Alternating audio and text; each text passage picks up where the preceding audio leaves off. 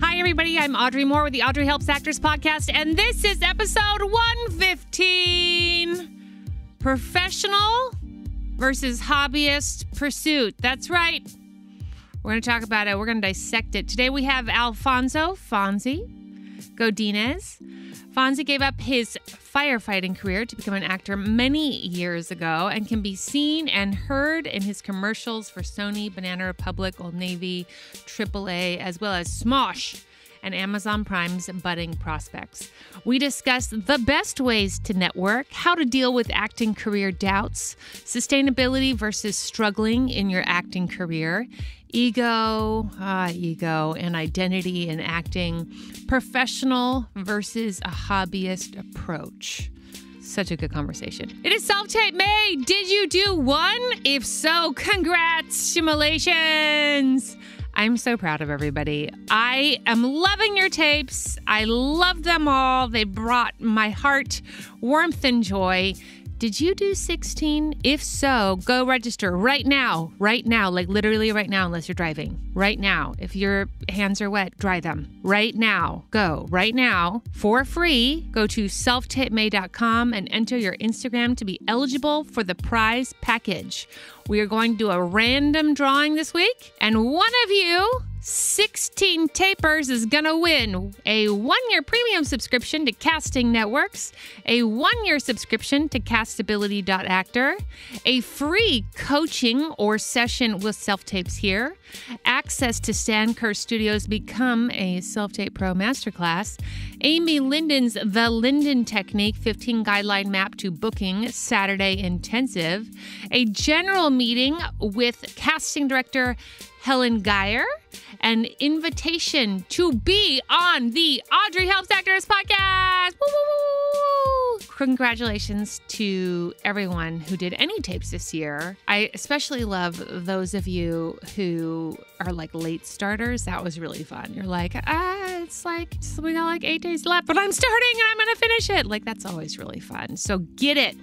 Thank you so much for all of your passion. It's an inspiration to me and everyone else every year. Gosh, if it doesn't just get us through May, you guys, I don't know about you, but like SelfTapeMay really gets me through May, seeing everyone's passion and fun. Every year, you just go further and further and further, and it is just so inspiring. Sign up now for free at SelfTapeMay.com to be eligible for the prize package. Now, also, if you know people that don't listen to this podcast and they are doing SelfTapeMay and they did 16 tapes, you just also like tell people, like, it would really help everyone out if you also told people, maybe post about it and be like, hey, if you finish 16 tapes, sign up here if you want to be eligible for the prize. Okay, thanks everybody. This week, the review baby is fed by only one person again. Miki. Thanks, Miki, for keeping the review baby alive. But this baby is already out of nourishment and needs your love. It only takes like 20 seconds, you guys. Literally, you can just go on to ratethispodcast.com/Audrey. So many of you, here's the thing. So many of you send me, and this is beautiful. I love these.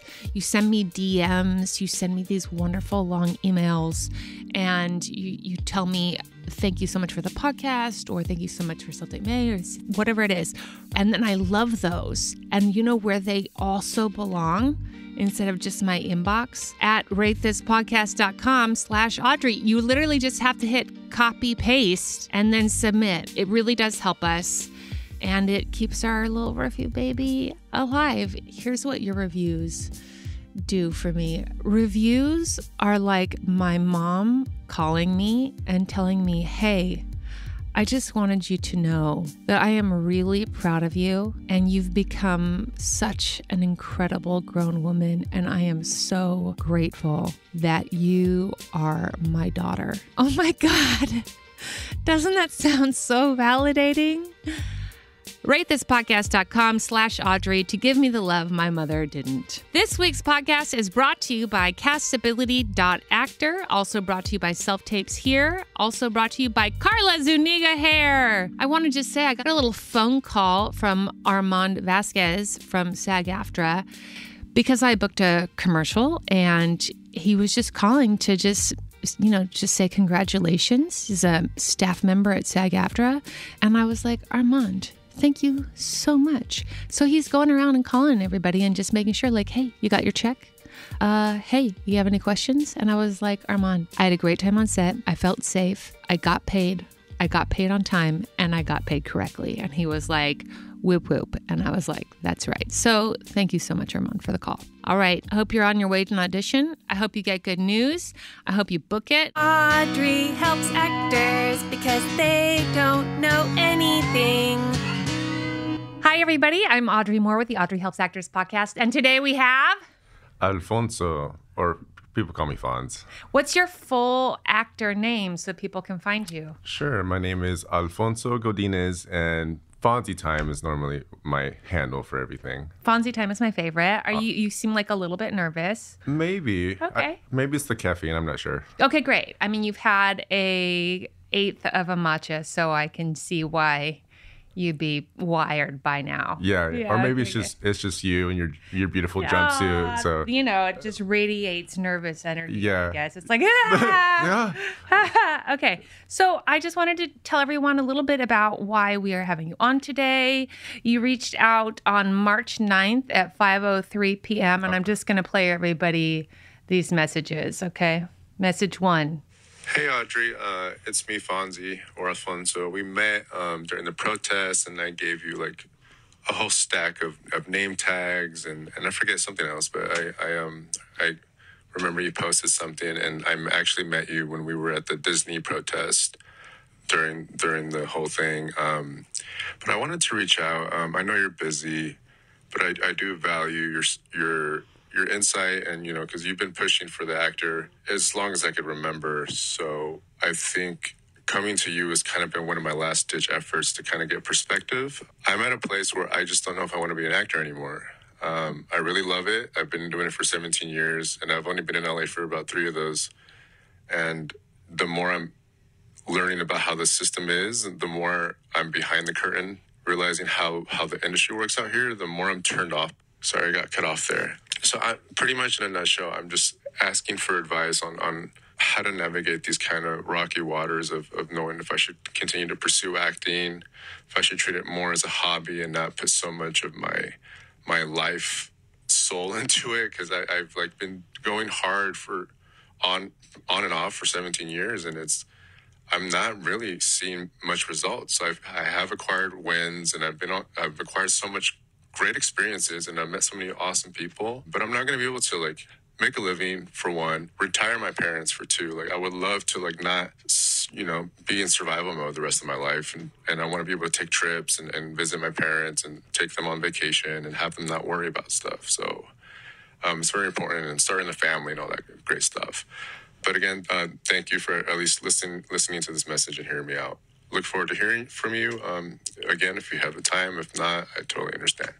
All right, Audrey, thank you so much. Bye-bye. That was so great. Okay, so that was like 2 months ago, right? Yeah. And I immediately responded and was like, just come on the podcast. Okay, yeah. And the reason is because this is the narrative that I feel strongly that everyone is feeling. A lot of people came in and were told it's the pandemic, right? And then they were told, oh, strikes are going to happen. And so then they were like, okay, now strikes are happening. It's the strikes. And now everyone's being told, well, we haven't recovered from the strikes. It was because of the strikes. Right. And that's a long time to feel like you are in limbo. So I do want to talk to you very much about all of the really beautiful things that you said about like life desires. Retiring your parents is such a big thing, and even just being able to take care of them in certain ways. We'll talk about that. Starting your own family and being able to provide for them in that way, and really looking at the math of being a professional actor?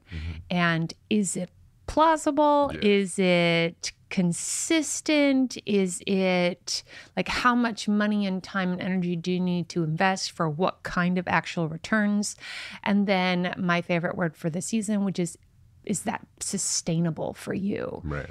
One of the very first episodes we did, we had a former actress on, and she said, you know, she quit acting and moved on to being a grief therapist. And she said, you know, I just discovered that if I could have these 9 things, but I couldn't have this one, or I could have this one thing, but I couldn't have these 9, like which one am I choosing? And for her at that time, she felt like she could have this pursuit as an actor, but then she couldn't have these other 9 things that she was desiring in her life, or she could have those 9 things and couldn't realistically pursue acting. And so I want to talk about that. So before we get into all that, I just want to go over your landscape a little bit, as you know I like to do. Sure. And I also want to thank you so much for showing up to the lines and for being such a wonderful help. And when you introduced yourself to me, you said, I'm Fonzie. And I was like, wait, Fonzie? And you were like, yes. And I was like, yes. It's so great. So, and you're just such a kind and thoughtful soul. And you can tell from every part of every small interactions we've had together. I really am excited for us to talk into this today. Thank you. Yeah. So tell everyone, are you union? What kinds of auditions do you typically get?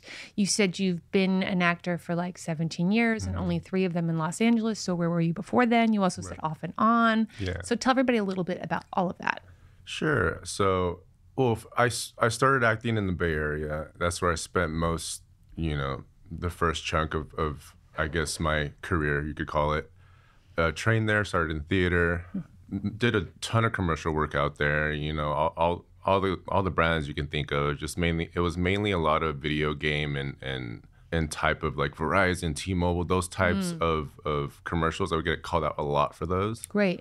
Like commercials and voiceover, or mostly commercials? Well, I get sent out a lot for commercials. And actually landed a really good job out there for a voiceover gig. I would translate scripts into Spanish and do the voiceover for them as well. Because you are bilingual. Yes. And tell everybody about your bilingual history. So I'm Mexican-American, so Mexicano-Americano, pero obviously I'm not as fluent as someone that was born in Mexico, but, it was my first language. And then kind of living in America kind of, made me speak more English than Spanish. Sure. So it got a little washed down. But are you first generation? Yes. Wonderful. Yes. Great. So that's helped a lot, pursuing this kind of bipolar career is being bilingual does kind of put me in a different category and the pool is a lot smaller.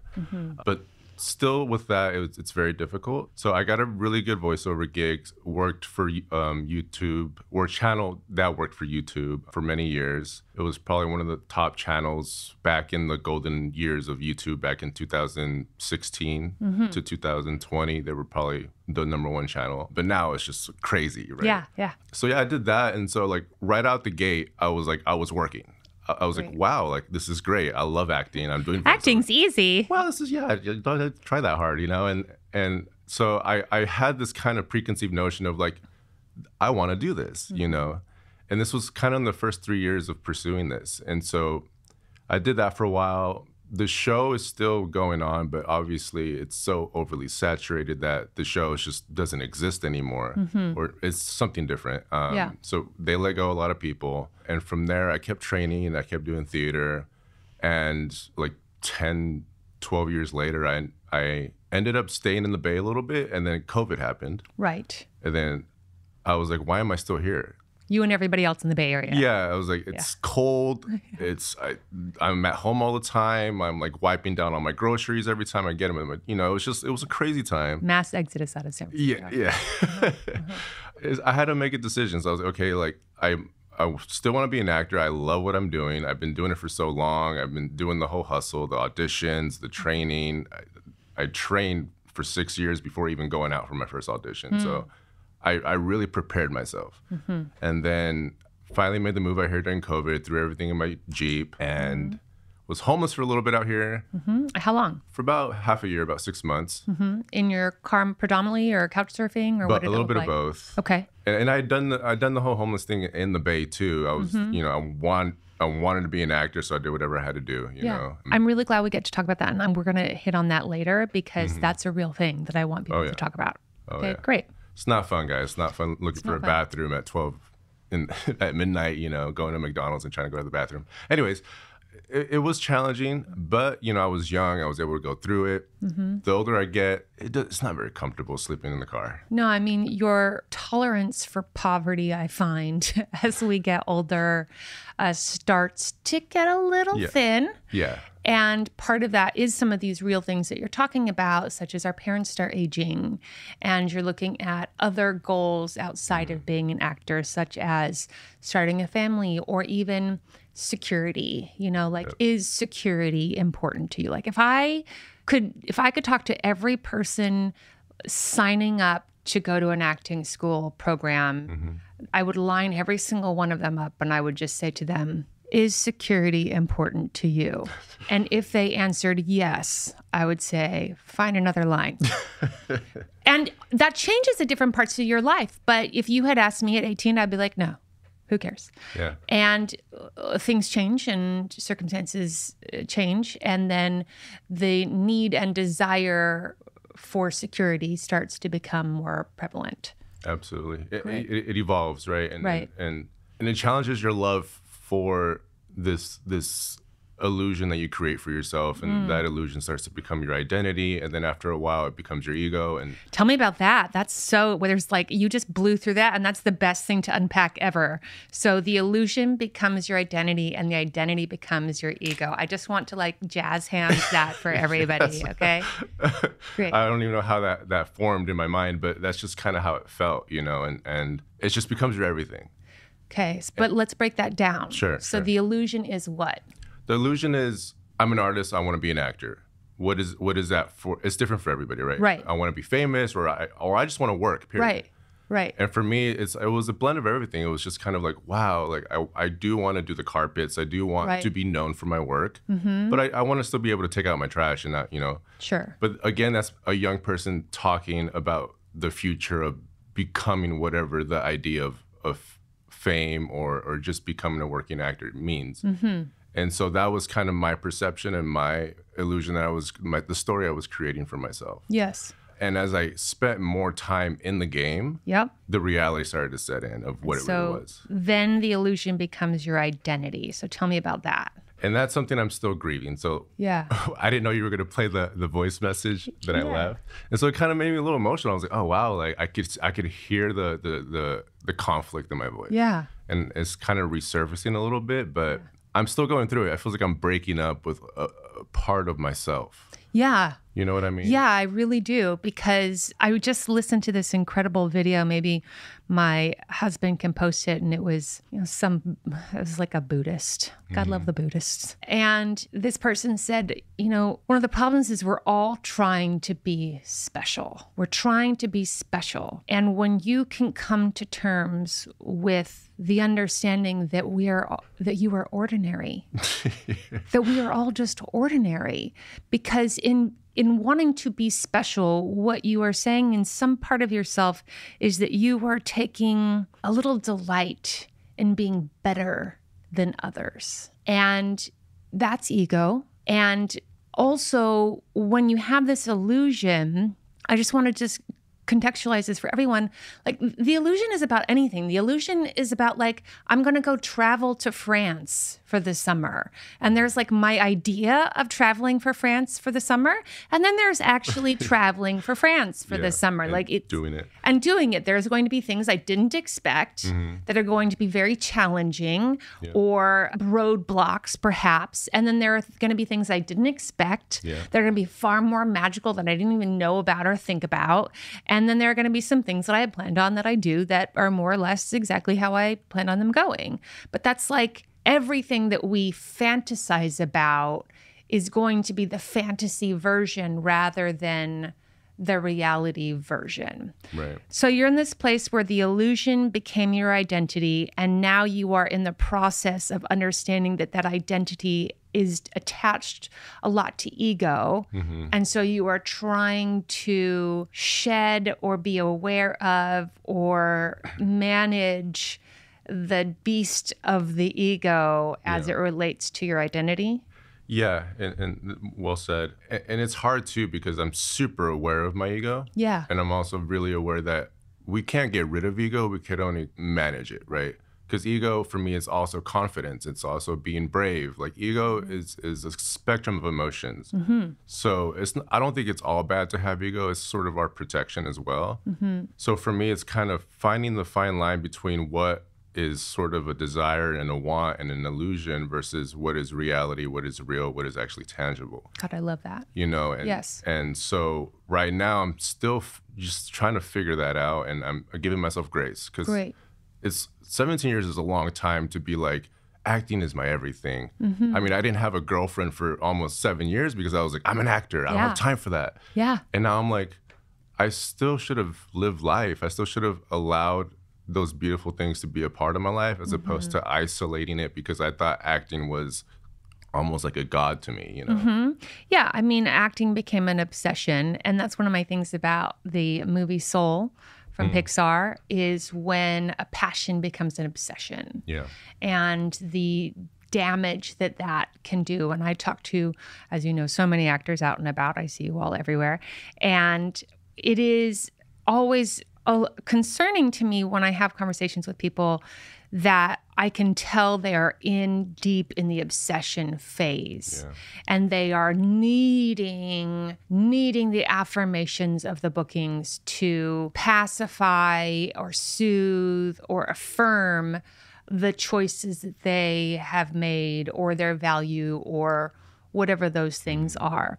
So tell me, when you said that you had been working on all these things, how many years would you say you felt like you were, and if any, and we'll just like have this conversation, you know, less than 12% of SAG-AFTRA makes enough to hit their health insurance. Okay. So that's about $27,000. Right. So how many years do you guesstimate, if any, have you qualified for SAG health insurance? 0. Great.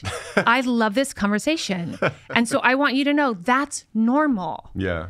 That is normal. And I am so glad we could talk about that, because then it's like, well, that then is not, given what you're telling me, is sustainable for where you also want to go in life. Okay. Now I'm really excited to have this conversation. Because I've been waiting to have this conversation all season, and I just wanted to have it with the right person, and here you are. I want to talk about a hobbyist versus a professional. Right. And let's just have this conversation. And I've talked about it a little bit on the podcast, but I think we should do ourselves a really great deep dive. Let's do it. One of the things that occurred to me over this last year, as everyone I know, and I want to be really clear, everyone, my friends who have multiple series regulars under their belts, people who have second generation, third generation, people who are coming off of 7 years on a show. I am on the phone with all of them, and everyone is feeling this like gut punch, and they're all feeling like they are going to start over, like they're starting over, like the careers that they have built now seem to not matter. And so they are like, somebody hit the refresh page, deleted all the cookies. And so now they have to figure out all their passwords. And I think part of that is that the strikes illuminated the financial realities actually of being an actor. And when you have people like the wonderful Mandy Moore, who's been famous since she was like 12, coming on and saying, here's my 35-cent residual check from being she's like number 3 probably, or 2 on the call sheet for one of the top network television shows for like 7 years. Yeah. And the whole reason to do network television is because of that great residual money. And so when you had A-listers finally coming out and saying, yeah, no, this isn't sustainable. Like, we are also going to come clean and confess that we are also not making money. And that was very brave of all of them. And I'm really grateful to them. But that then takes this illusion and it makes everyone go, wait, what? right? It's very real. And I appreciate that perspective from people that already have been doing it for a long, long time, a lot longer than me, and have also been successful at it. But the idea of success is very different for a lot of different people. And that's something I've learned too with what you said. And going to the protests, I realized, wow, there's all these celebrities here. And there's also all these normal, everyday day players out here. And so I realized this is a blue collar job almost. It's like you need actors that aren't famous for these things to be a reality, for these shows to exist, for these movies to exist. And they're not being appreciated, and they're struggling. And I heard it from you, it's like 80% of them don't make a living. So less than 5% of why I asked about your health insurance minimums, if you'd ever made that, is that's about $27,000, right? And that's all of SAG. And so I want everyone to know SAG is a lot of things. SAG-AFTRA is a lot of things. SAG-AFTRA is your news anchors, it's radio hosts, it's Ryan Seacrest, right? Okay. Like it's so many people. It's also the dancers, puppeteers, actors, commercial actors, voiceover actors, stunt people. Like there are so many people in this bag of SAG-AFTRA. And out of that whole bag called SAG-AFTRA, less than 12% are making the $27,000 a year for health insurance minimum, right? Less than 5% are making $50,000 a year or more. Less than 5%. And when you are beginning and you're under this illusion that becomes your identity that then you use to protect your ego, you're just like, well, I will just be one of those people. And then eventually you're starting to be like, Yeah. So it's not the 80%, it's actually the path to homelessness in Los Angeles has been identified. It is something that there is a group that is part of a government faction that is addressing homelessness in Los Angeles. And one of the ways they are doing that is by assessing professions that are exploitive and predatory. Really? Oh. And surprise, that's show business. Yeah. And what they looked at was how much does a person need to make in Los Angeles? And this was just pre-COVID, so it's higher now. How much does a person need to make in Los Angeles in order to make a living so that they are not on the path to homelessness? Right. And the number they came up with was $54,000 a year. Oh, really? I thought it was higher. No, so that's before the pandemic, but $54,000 a year. That's insane. Is what you need to make. Otherwise, you are on the path to homelessness. So are you considered homeless if you make less than that? You're not considered homeless. You're considered on the path to homelessness. Oh, I see. And so let's talk about what the path means. So that means you are not able to make enough money to both pay for your life and also pay for the things that will come up in life that are going to require big expenses. Right. And that $54,000 is after taxes. Yeah. So you have to have way more that you're making to walk after taxes with $54,000. Otherwise, when you break your leg or your place gets flooded or your car breaks down or a parent gets sick or any of the things that happen in life that are normal things. Right. If you aren't making and walking with $54,000 after taxes in Los Angeles, then you are only a couple of life events away from being unable to afford your housing. Know all about that. Exactly. Yes. And so then it's like, okay, well then is that sustainable? And also, is that okay? There are plenty of people who are houseless who that's their lifestyle and they are actually perfectly happy with that lifestyle. But is that the lifestyle that you want to commit to? So if less than 5% are making, of all of SAG-AFTRA, are making more than $50,000 a year. And I want to be clear, that's not once you're in the club, you stay in the club. Yeah. That's $50,000 a year this year. Yeah.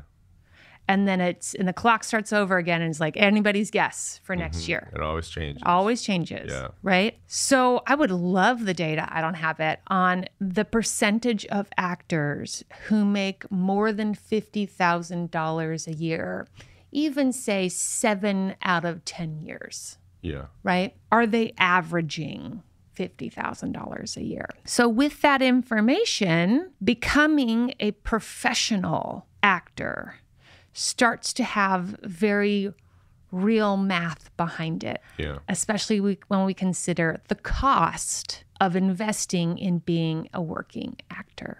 And just to live. Just to live. Yeah. Just to live, and then also get the materials and the training and the things you need to be and then stay competitive is ruthless. Union jobs. I love being union. But wait, Fonz, wait. You extraordinarily handsome, creative, just piece of wonder. I have to interrupt you. Help me. I need some help. And now it's time for listener questions. I'm so scared. This listener question is brought to you by Castability. Castability isn't just for SelfTapeMay. It's like going to an acting gym and getting feedback from casting professionals. Now that you are done with some self-tape practice during SelfTapeMay, give it a try for free. They're going to give one free submission to get feedback from real casting professionals to find out your strengths, maybe your weaknesses in 5 categories: believability, specificity, creativity, personality, and finally, castability. Someone's going to win the role. Visit Castability.Actor/SelfTapeMay for your free submission to their casting professionals, even though we have just completed SelfTapeMay. Continue your practice. Get noticed. Get people to know who you are. Get better so you can get noticed by also awesome people, and then you can book more roles so that you can get more practice so that you can get more noticed. You know, it's a cycle of winning. That's the thing. This listener question was also brought to you by SelfTapes Here. Jeff Pride is a session runner who has a state-of-the-art self-tape studio. I work with him. My friends all work with him. He's fantastic. If you need somebody who can coach you and just guide you to booking, he's great at that. If you also just need to get out of your house and read with somebody who's exceptional, you know, Jeff Pride, SelfTapes Here. I can't tell you all of the glowing reports I get about Jeff and how helpful he is. So now that you've done some self-tapes for SelfTapeMay, okay, you guys, this is a really good idea. Take one of your tapes or a handful and then spend a month working once a week on those tapes with a coach and just see if it helps you or leaves you more confused. That coach could be Jeff Pride at SelfTapes Here. And I'm going to just tell you, based on my experience and everyone else's, you're going to feel good afterwards. Like, he's very good at guiding you and also making you feel nurtured, and there's a lot of kindness and camaraderie in the work. So message Jeff on Instagram at SelfTapesHere. Call us. Question 667-228-6770. That's 667-228-6770 or 667-ACTOR70. Whatever's easier for you. We need a lot of questions and stories. OMG, I want to hear your stories. So many of you are like, God, every year SelfTapeMay works, I end up booking. And so here's the thing. I want you to call in and tell me your booking stories. Also, do you have financial questions? Because I have somebody who's going to answer them on the podcast. So if you're like, Audrey, what is a loan out? Audrey, I just booked a show and somebody's telling me I should do a high yield savings account. What is that? And should I? If you're like, Audrey, I'm in $30,000 worth of debt and I'm feeling really depressed and I just got fired from my job. What next? Call me. Hi, Audrey. This is Leslie from Atlanta. I was wondering, after seeing your wig episode, if we get a wig that looks really great and natural, but is very different from our natural hair, say it's like bright pink or something like that, do we A, take a new headshot in that, and B, do we have to disclose that it's a wig since the rest of our headshot will be with our natural hair and we don't want to cause any confusion? Thank you so much for all you do, and I really appreciate you. Thanks. Bye. Hey, I love this question about wigs. Do you need to get separate headshots? Do you need to do any of those things? You know, that depends on you, honestly, and where you are in your career. I had a conversation with the one and magnificent Jessica Sherman, and I asked her this question, and she said, we do understand, like, we can put a wig on you on set. We also understand that, like, we could ask if you're okay to dye your hair. If a wig of quality is something that you like and is of interest to you and you put it on, great. I think everyone overthinks it too much. So, like, if you like short hair for a look and you have a short-haired wig for an audition, like, I don't know, I just haven't noticed anyone getting, like, docked for it. I have had people have casting call and be like, I just want to know, like, is that a wig? Is that your real hair? Could you try it again with your real hair? Or various things like that. I've booked in wigs. Plenty of people have booked in wigs, and nobody is none the wiser, and they did not take headshots in those wigs. I don't think I've ever taken a headshot with wigs. I've taken headshots with a bang piece because I just really like bangs. But I also know people who have pictures in various wigs. So, like, I don't know. Like, there's no rules. The wig police aren't coming. And if your agent is going to, like, yell at you about a tape that you used a wig for, that might tell me more about your agent than it does about you. Or perhaps it's just, like, a really bad wig. So everyone, like, have more fun. We're creative. We're artists. And if using wigs is of interest for you to experiment with, go for it. And now back to your regularly scheduled program. I think the key word you said was competitive. And if I could be honest, I think it's a bracket, and Tell me about that. I mean, I've just been doing it for so long. And once I moved out here, I was like, wow, LA. Because I live in NoHo, North Hollywood. And I drive by the studios and I'm like, every time I drive by, Warner Brothers, I'm over there manifesting and throwing my juju. I'm like, I'm going to be in the studio, in the lot, all this stuff. Driving by Disney. So I'm driving by all these really prestigious studios. And then now I hit that point where I'm like, am I becoming bitter? And I'm finally hitting that. I get it now. I get it. It's a tough industry, especially when you're in the mecca of it all. Yes. Like LA is where things happen, but things are changing. But I've realized more that I peek behind the curtain now, and I realize it's all smoke and mirrors. It is. And it's about, for me, what I've learned, and this is just my experience, and I know a lot of people can probably relate, it's really about who you know. Because we've all seen talent, and we've also seen people that are doing what we want to do that aren't so talented. And so for me, I was like, oh, it's not about talent. It really has nothing to do with talent. It's about who you know and which parties you're going to, which people you're talking to, and are you a good networker? Are you good at the business side of it? Because it's not just show, it's business. It's show business. And I think 90% of it is business. Yeah, I mean, I will argue that a little bit, but it's not as black and white as I think you're placing it. I do think that that to be hired again and again and again and again and again, I always say that there are 3 things that are really valuable. Being great to work with. Absolutely. Being really great, and coming with funding. So, like, you might be an actor who comes with funding. Like, putting you in something means funding gets thrown in the direction of the project. Right. Now, if you are an absolute asshole and also you're not good, but you come with funding, you're going to be limited in the kinds of jobs and the amount of time you get those kinds of jobs. Okay. Right. Now, if you are worth money and you're really good, they'll let you be an asshole. Yeah.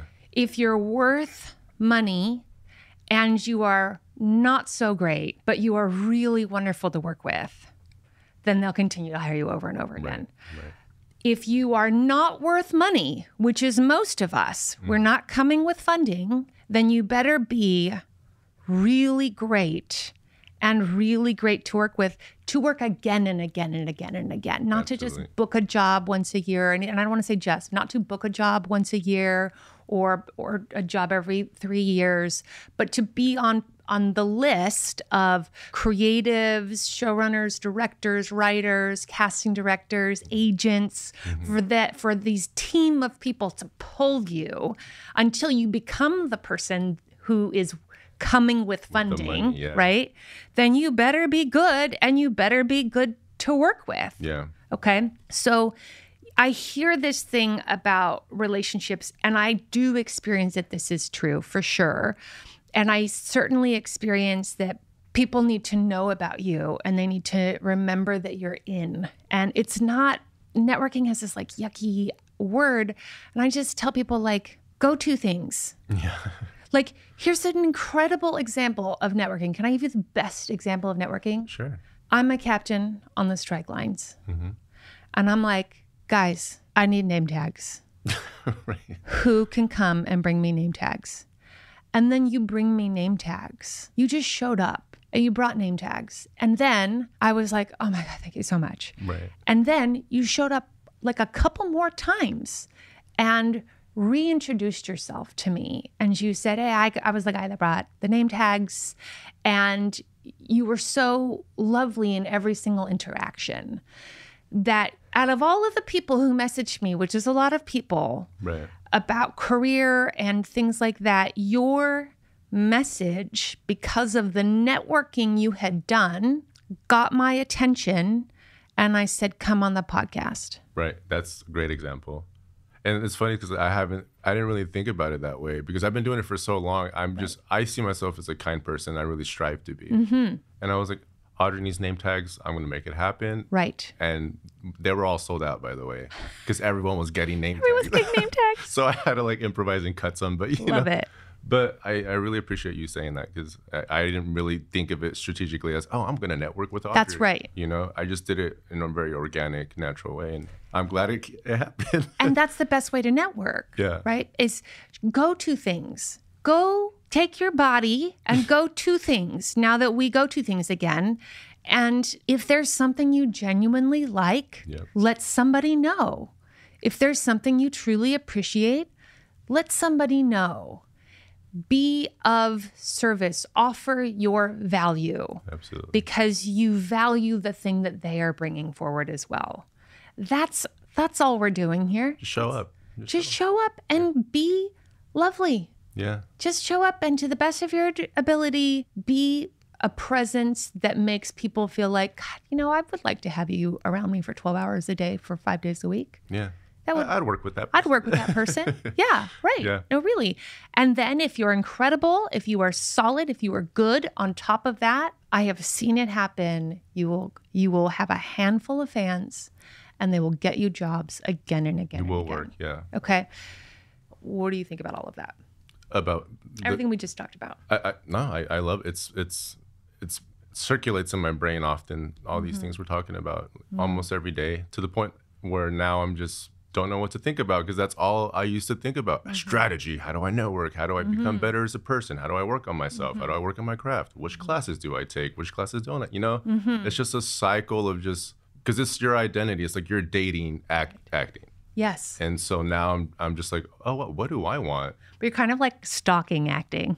Yeah. You're like a creepy stalker for acting. You're like, I'm just going to drive by the Disney lot and just like see how she's doing today. Yeah. I'm going to visualize us together, loving each other. Way to make me sound like a creep. That's all of us. I just want to call it out. Okay, great. That's very true. Great. Now, let's talk about hobby versus profession. Yes. In a very real way. Sure. I think there is this myth that the hobbyists are not masterful and that the professionals are. Right. And I would like to talk about my mom, ladies and gentlemen. My mom will never see this video. That's an it's complicated relationship between me and my mom. Side note. But my mom is a master quilter. Oh, nice. My mom has been quilting for like 30 years. Wow. And she wins the state fair blue ribbon all the time. And if she doesn't win the blue, she's right up there, right? Go mom. Go mom. And it is undeniable that she is a master at quilting. Right. Okay. My mom is not trying to make a living out of quilting. But if my mom wanted to turn her mastery of quilting into a profession, there would be a different agreement that would need to be discussed. Yeah. So the first thing my mom would need to do is discover how much money does my mom need to make a year? Right. Just generally, in general. And there's like, how much do you need to make? And then there's how much you need to make maybe for some growth, right? So my mom lives in New Mexico. I don't know if you've heard about New Mexico. Not super expensive. Yeah. But we're just going to give it to her anyway. So we're going to say my mom needs to make $80,000 a year just to like live. Yeah. Okay. To pay her medical bills. She's a senior. To pay for her dogs, rent, utilities, all these things, right? Then she would need to know how much additional money she needs to invest in the hobby turning into a profession. Yeah. So marketing supplies. My mom knows absolutely nothing about social media. She probably needs to put out video after video after video every day of her quilting and making quilts and talking about how the process and how much she loves it. And she'd be one of those adorable grandmas that's like, oh my God, look at her. She's quilting. Exactly, right? But she has no idea how to do any of that. So she probably has to hire that out. Yeah. She also doesn't know like who's buying quilts? Where do they sell them? Yeah. What is that? Does she have to put them on Etsy? How much does Etsy take? Yeah. Like, what's the story, right? So let's say she needs to invest another $20,000 into the marketing and professional expenses, supplies, all of those things, just to get her business going and running, okay? Yeah. So my mom now has to make $100,000 a year off of quilting in order to survive. Then I would ask, how many quilts can my mom make in a year? Look, quilting is an extensive process. And also sustaining that. That's exactly right. Yeah. So how's she going to do that? Well, my mom could probably do one quilt every 2 weeks masterfully, right? Which means my mom needs to sell 26 quilts a year at $4,000 a piece. Wow. Do you know anyone buying quilts for $4,000? Actually, I don't. The $4,000 quilt market, I'm sure it exists, but I don't know. I don't know many. I don't know where it is. I don't even know how you access that, right? Right. And so it would take a lot of work. And then also these $4,000 quilts, like, does my mom even want to make those quilts, or do those quilts suck?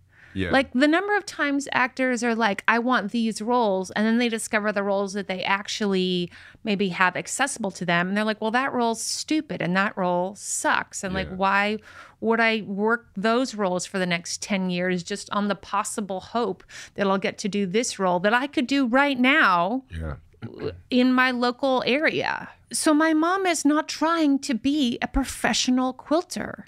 Not trying to become a quilter influencer? She is not trying to become a quilter influencer. God love her. I would love her if she would, but she is not trying to. She is tired and she is busy, right? Yeah. Now, my mom is also a master CPA. She's been doing it for like 40 to 50 years. Wow. And she is in high demand. She's one of the few people who is qualified in the way that she is. And that is how my mom makes her money. Okay. And she doesn't have nearly as much fun being a CPA as she does quilting. I mean, my mom goes on quilt cruises. My mom, when my mom dies, the amount of quilt squares I'm going to have to go through and get rid of. Just floor to ceiling quilt squares. I would love some quilts if you have. Great. I will tell her. She literally is like, I don't know, I just made this one. You know, anyone who needs a quilt? And I'm like, what? You know, she's just like, she loves it. And she loves looking at the magazines and she loves watching people quilt, and she has quilt groups that they get together, and then she has things that she's really good at that she will do maybe for somebody else, and she has things that she'll give to somebody else to do a little finishing because she's not as good at that. Like, it's this amazing quilting community. Yeah. She is a master working along masters. Yeah. And yet she is not a professional, because that's a different agreement. Absolutely. And if somebody said, hey, I'm going to go try to be a professional quilter, I would be like, you're going to do what? You're crazy. Yeah, I would think I would think you were. I would be like, oh, what does that even look like? Yeah. But being a professional quilter doesn't have the advantage of 100+ years of branding and marketing to be like, if you become a professional quilter, your dreams will be solved. Your life will be magical. You will be one of the anointed few of magic people. Live in a quilted mansion. Yeah, exactly. Live in the quilted wonderland, right? But that is what show business has done a remarkable job at. Oh, my Lord, yes. I mean, the marketing on show business is They're good at that. Yes. The wizardry of they got us, yeah. right? So now that I've put it in that perspective, what are your thoughts? Well, the thing is, I'm well versed in knowing. I used to be that actor. I'm like, I'm no dilettante. I'm a professional. This and that, and I think I kind of want to be a dilettante now.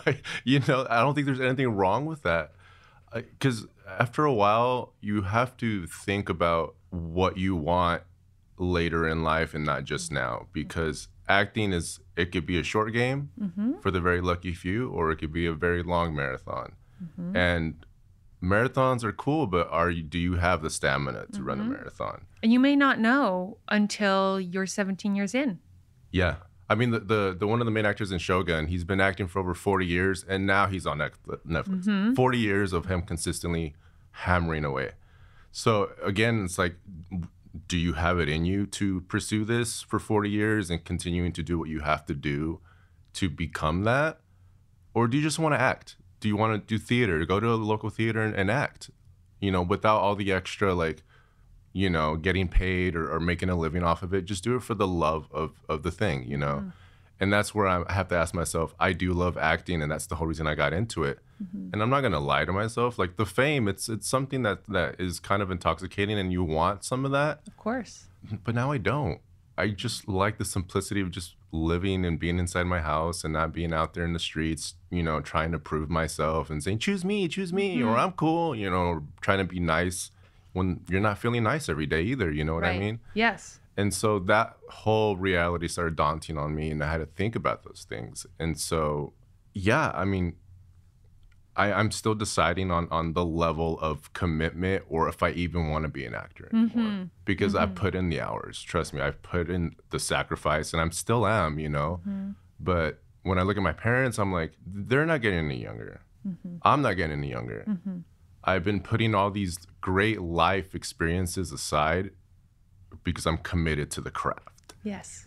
And it's kind of like you're drinking the Kool-Aid, and then all of a sudden, like, you wake up and you're like, wait a minute. I'm full of poison. Oh my God. Like, I'm not Brad Pitt. I thought I was going to be Brad Pitt. No, I'm not poor, but I'm not like making a living. Yeah. And that's like, for me, it's like, I should at least be able to do that. At least not, I want to put guac on my Chipotle. That's all I want, Audrey.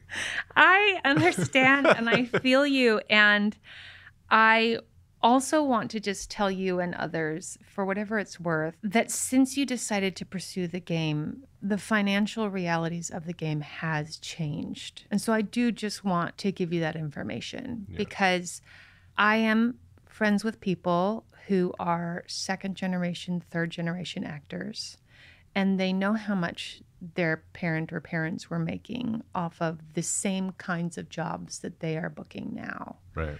And they are, many of them, booking job to job to job and are still not able to cover their rent plus bills. That makes me sad. It should make you sad because they looked at their parents and they knew it was hard. They knew it was going to be hard. And so it's not like they went in with like rose-colored glasses. They went in being like, I guess I have to do it. I guess I'm an actor. You know, that's how a lot of second generation enters. And then they're looking at the math and they are appalled, devastated, angry, and having the exact same kind of conversations with themselves that you are having with yourself right now. And that is so much of why I wanted to have you on. And those are second generation actors. Second and third. So these people that already have sort of a network. Born and raised in the industry. Yeah. They still got to work for it too. I can't tell you how much they have to work for it. Yeah. I cannot tell you. One of my friends went to high school with Chris Pine. Both of them second generation actors. And both of them decided to do acting like once they were sort of in their 20s. Right. And my friend was a hostess at a restaurant. And because my friend is born and raised here, people from high school come into the restaurant where my friend was a hostess. Right. Right? And they would say to my friend, are you still acting? And my friend would be like, yeah, I'm still acting. They're like, Chris is doing great, isn't he? Isn't he doing great? It's like, yeah. Yeah, love him. He sure is. Just so thrilled for, and truly is. But also, like, that's what's happening. So you're already born and raised embedded in the industry. And even within that, there is this feeling of a ladder and can't quite grab it. And then the guilt of that and the shame of that and all of those things, right? Great. But wait, Fonz, wait. I have to interrupt you. Help me. I need some help. And now it's time for listener questions. I'm so scared. This listener question is brought to you by Carla Zuniga Hair. She cuts my hair. She cuts Jesse's hair. She does curls. She does hair pieces. Did she just cut a wig that I just purchased? She just trimmed it up a little, like a few inches, so that it was a little more flattering for my facial shape. Yes, she did. And it was fantastic. It took no time at all. Does she also do hair pieces for men? Partial hair pieces, full hair pieces, all of those things? Why, yes, she does. And she's just fantastic. And she's an outstanding person. She's so skilled. I can't even tell you how skilled she is. So contact her, Carla Zuniga Hair. Call us with your questions. Call us with your stories. Call us with your dilemmas. If you want to have like a panic, don't email me your panic. Call me with your panic. That's where I want your actor panic. 667-ACTOR-70. That's 667-228-6770. My name is Breezy Deeslin. I'm from Los Angeles, and I'm calling to talk about the minimum wages of working actors. 10 years ago, 1 day of work was equivalent to about 3 weeks of minimum wage in Los Angeles. 7 years ago, 1 day of work was equivalent to about 2 weeks of work at a minimum wage in Los Angeles. I specify Los Angeles because traditionally we have a lot higher minimum wage than most cities in the United States. But the minimum wage increase over the years has not accounted for the major inflation of the cost to survive out here. Now, 1 day of work equals only about a week of pay of minimum wage in LA. It's not easy to make it in the acting industry, especially if you don't live in LA. Not saying it's impossible, but it's a lot harder. That being the case, most people try to pursue the career, move out to LA. And it's gotten really expensive to live here. Most actors are lucky if they can get 1 or 2 days of work a month. And at the current wages, that's barely enough to afford rent, if that. And most people are working multiple jobs to try and compensate. It shouldn't have to be that way. We work so hard and put so much training and effort into our craft, and the appreciation for it is decreasing at an alarming rate. We shouldn't be struggling to survive. Hey there. Yeah, that's basically what I have to say. Yeah, I mean, that's what this whole episode is about. This whole episode is about both wage changes and cost of living changes that have happened absolutely over the last 10 years. And that's why I brought up in this episode the second and third generation actor friends of mine who are working more than their parents and their parents' parents before them and are making a third of the money. And so, yeah. That's right. That is absolutely correct. And that's why I'm really trying to tell people it's not to say that the thing that you dreamed of didn't exist or wasn't mathematically reliable, but is it now? And what are the advantages of living in Los Angeles versus not living in Los Angeles? And what is the real mathematical probability and lifestyle of being a professional actor over decades of your life? And that's the thing about tech. The point of tech is to come in and make things faster, cheaper, easier by removing labor cost. That's what tech does. 60% of a business's overhead is labor. So they are always, always, always trying to get that labor cost down. And then it becomes sort of like this weird slumlord relationship, right? Where you like have this great apartment that, you are getting this amazing deal on, but then you're afraid to call or get anything that you need or ask for what you need because you are afraid that then that's going to lead to some ramification where you're going to get kicked out of this incredibly good deal. So then you just start taking care of expenses yourself. And that feels a lot like what has been happening. And I don't know the answer. And I don't know if and how and when it will change. I don't know. But that is true. Yes, you are right. And that's what we're talking about a lot during this season. And now back to your regularly scheduled program. Do you have social media that you would like to plug? Sure. I'm under Fonzie Time on Instagram and Facebook and TikTok. I'm still kind of deciding if I want to, go deep dive into TikTok. So. I think they're going to ban it anyway. So I'm kind of being light. Yeah. Mm-hmm. So Fonzie Time, I guess. Fonzie Time! And tell everyone how to spell your name so they can look you up. Sure. So it's Fonzy and then time, and that's how you'll find me. But my real name is Alfonso, Alfonso. So if you want to go the Latin route, just say Alfonso. Great. Alfonso Godinez. Yes. Tell them how to spell your last name. Godinez, Godinez. Great. Thank you. Okay. So then, do you have any questions for me? I have so many.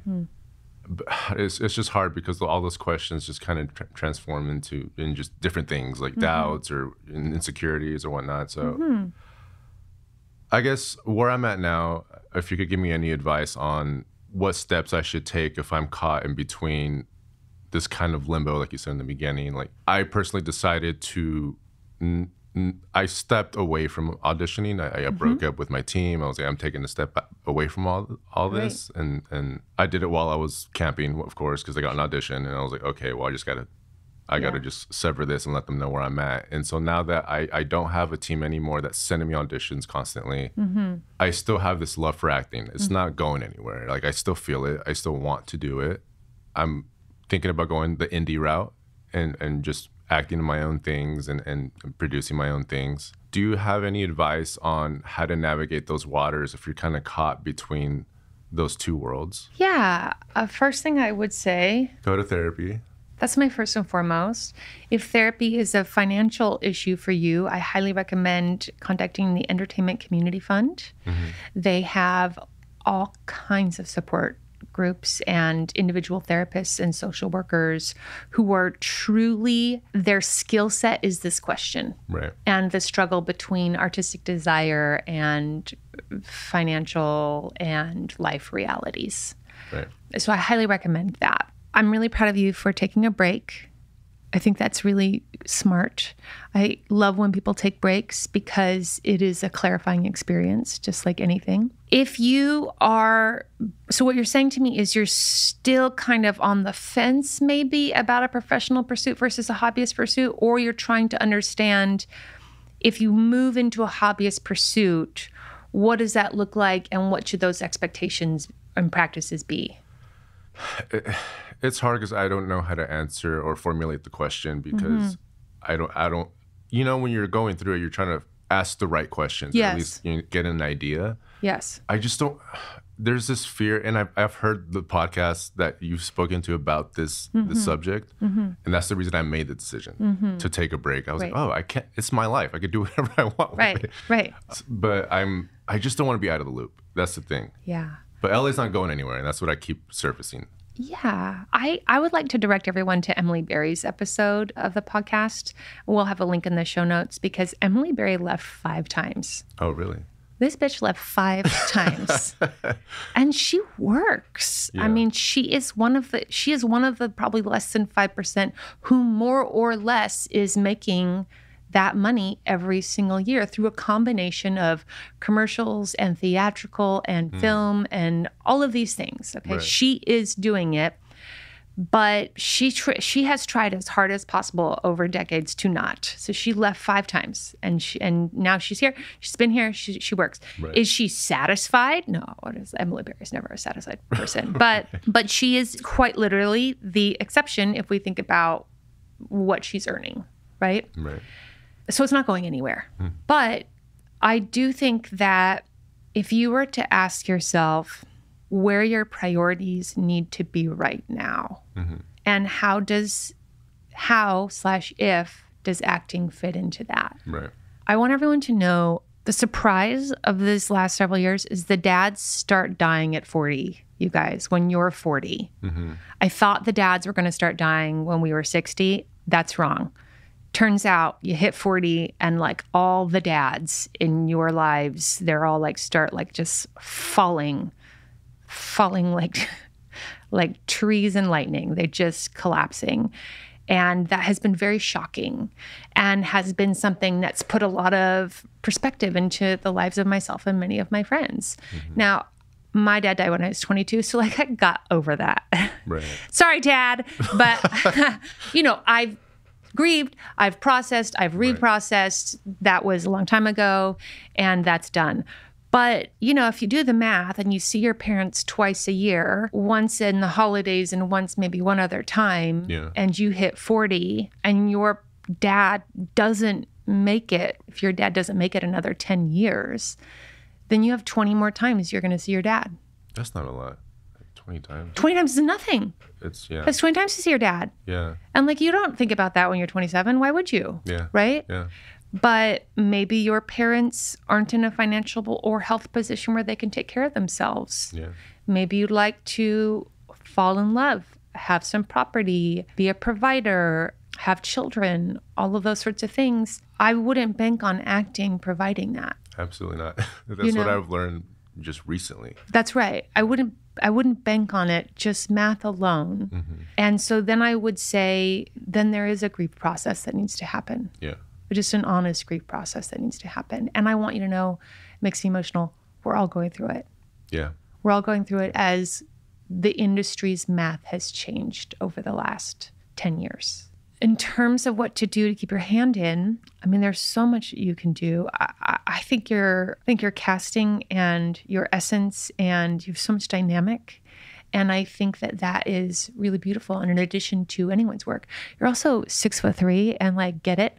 You're bilingual. Like, I think all of that is so exciting. And I think keeping your hand in is just about like, what do you mean keeping your hand in terms of profession, or keeping your hand in terms of craft? And also, you can't really know if keeping your hand in terms of craft will lead to something that will become a professional surprise. So it's really about like, what is your tolerance level, which kind of is just about grief, it sounds like to me. Yeah. Like, if you come to terms with the fact that you are not likely going to be able to take care of my parents, start a family, be an actor, if you don't feel that those three are feasible mathematically, then yes, there's a grief process to be had. Right. Like you said, it's not black and white. And so, I mean, for example, like I've been doing this, I also Uber. Right. That's how I make, that's how I pay the bills. And I do art, I paint, I any means possible, I'll make a buck here and there. But I'm really driven, but also that drive, energy is also one of the valuable assets of being human, that our energy doesn't last 24 hours a day. No. When people say, you got 24 hours in a day to do this, and that, to be successful, I was like, but that's not reality. People have kids, people have lives, people can't afford to eat healthy all the time. So all that is a component to be able to last long in whatever endeavor you're in. So for me, I've been fortunate to have luck. I was able to buy a home here in LA. Congrats. Because of networking, because of just being a social person, you know, and I'm not, trust me, I don't like people. You like people. I do. I mean, you can't be an actor and not like people, but I'm an introvert, I guess is another way to say it. I like to be by myself, but you need people. Everybody needs people. We all need each other. We all need to love each other. And I think that really at the end of the day is what's important. But even having luck, I still don't have enough in my financial accounts to make those bigger decisions, or if I get injured and whatnot. So Those are the things that I'm really like thinking heavy on right now is what do I do with my time and energy, since all I know is acting and arts. And this is where everyone I know is at. Really? I just can't tell you. I'm so glad that you came to have this conversation. Yeah.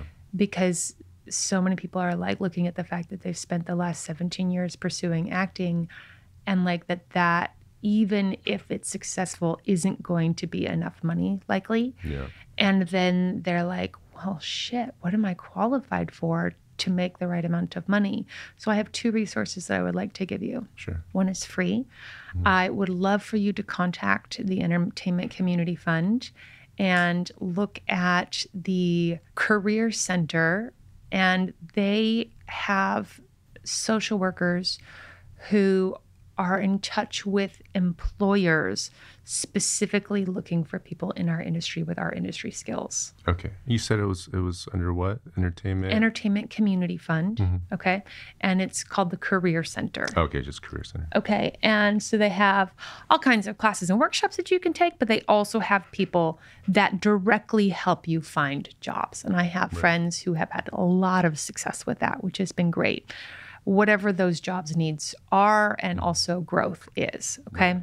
The next thing I will say is I highly recommend, it is extremely tangible and practical, is Miyata Idoga's program, Abundance Bound, because she is an actress who found herself in $80,000 worth of debt at some point in her life because of her acting pursuit. And then she had to change her life around to make different choices and understand that she didn't make the $80,000 of debt in one day. It was like she was just constantly spending a little too much every month over several years. Before she knew it, she found herself in a hole. And also paralyzed by that hole, and also really angry because she did everything right and it didn't matter. And so one thing that I really like about her and her network and her program is that so much of it is kind of more passive, like you can listen to it and just kind of be a part of it. Much of it is very active, but it's a really powerful community of artists who were transforming their financial situation in the right direction that they want to go. That's beautiful. Yeah. And I can only tell you that for me and my husband, we did it the year before we got married, and we still work with her a few times a year. It's just a really nice thing to have, to again feel like you're not alone, to have resources of like, hey, you know, my friend does this kind of thing and they're making $70 an hour doing this. Right. It's like, well, shit, I could do that. Yeah. Versus, hey, my friend's making $150 an hour doing that thing. They had to sign up for this program, but they're doing that now. And it's like, well, I could never. I would kill myself if I had to do that, right? So there's multitudes of options available, but essentially you're in and amongst a group of artists, from some of them broke to I am on a show now and I was broke 3 years ago and now I'm making $400,000 a year. Right.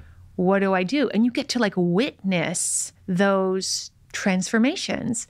And you also get to talk to people who are doing the thing you're trying to do in terms of getting your finances together as an artist. I love that. And you know what that is? What's that? That's just great networking. That's all it is. That's just a great fucking network. That's all. That should be a bumper sticker. That's it. That's just great fucking networking.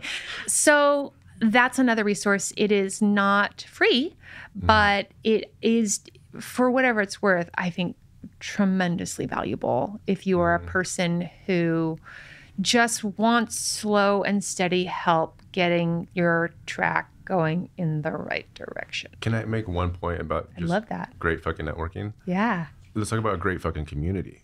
Great. Because I didn't have the balls to, it's not even having balls. But he's got balls, you guys. Yeah. Just having the courage, I guess, to reach out to you, because it wasn't even a thought in my head. I have roommates that are both actors. I've always been a huge believer in having an actor house. This is the second actor house that I've worked on accumulating, and I have my roommate Carlos and Chris, who I could vent to every now and then, be like, hey, what do you guys think? You guys get it. You guys know what's going on. The reason I'm still in it is because they also gave me words of encouragement to not give up, because I've already given so much of my life force into this. They've encouraged me to stay in it, to seek the right tools, to get the balance back, get that grounded feeling back, and then make a calculated decision. So without having people in your corner that understand, even if they're not in your field, it's good to have a community, because without a community, you're going to be hitting your head against the wall. And so I just wanted to say that. That I completely and 1000% agree. And I'm so glad that we are out and about again in this world, and not just on a strike line walking like too much, but are actually like, you know, gonna go see people's things, gonna go encourage people, gonna go support, go have lunches, go do readings. All those things I think are, you know, we are a community-driven art form. Yeah. And even though people say they don't like people, they sure did choose an art form that's all about people. Yeah, this guy. Okay, great. This guy.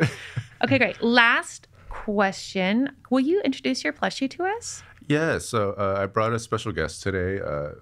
He also has been a huge supporter.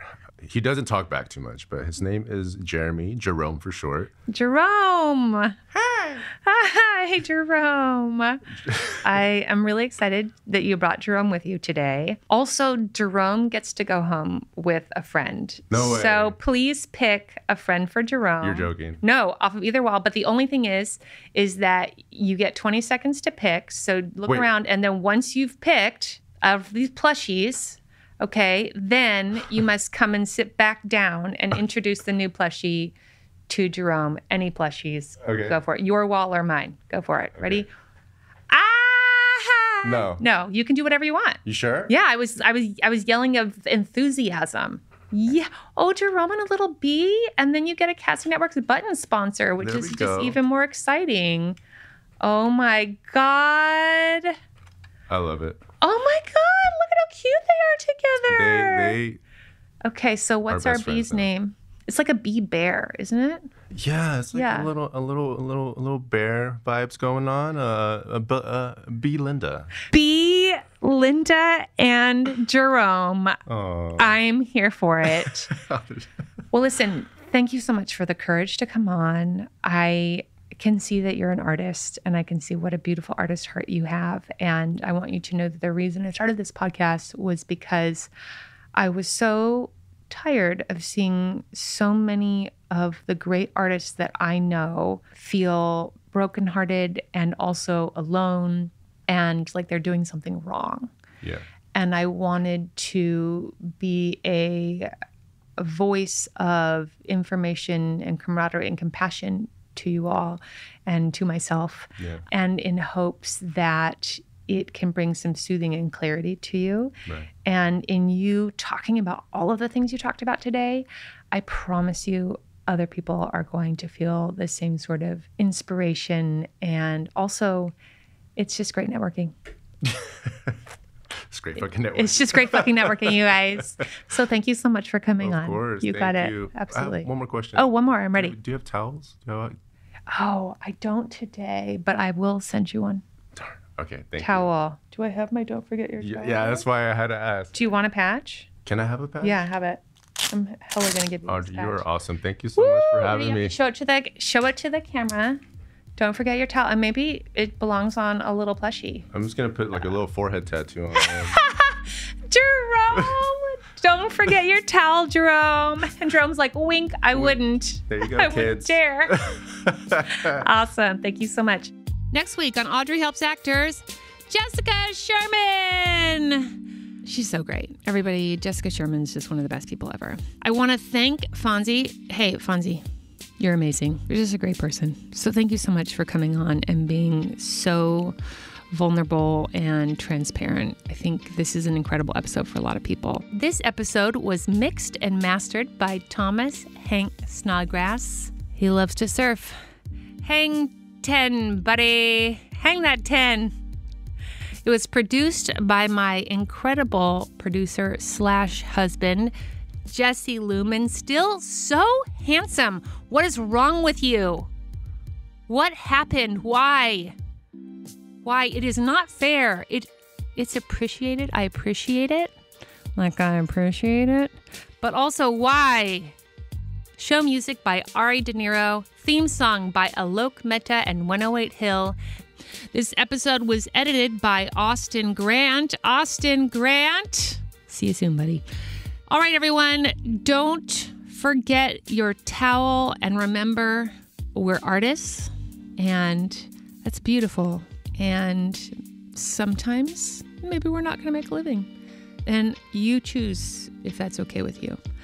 All right. Have a fantastic week. Congratulations, SelfTapeMay. Don't forget your